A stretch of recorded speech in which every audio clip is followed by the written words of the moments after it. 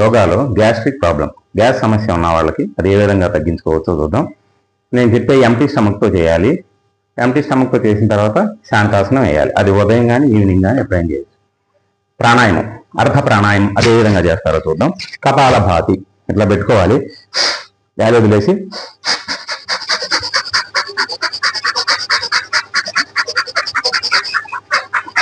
ఇక స్టమక్ ముందుకి వెనక్కి ఈ విధంగా 60 నుంచి 90 రౌండ్స్ వరకు చేయాలన్నమాట. అలసట వచ్చిన తర్వాత ఆపేయాలి. తర్వాత వాయుముద్ర, ముద్రలో వాయుముద్ర ఏ విధంగా చేస్తారో చూద్దాం. వాయుముద్ర చేసే విధానం ఇట్లా సెకండ్ బౌల్ని ఇండెక్స్ ఫింగర్ పట్టుకోవాలి.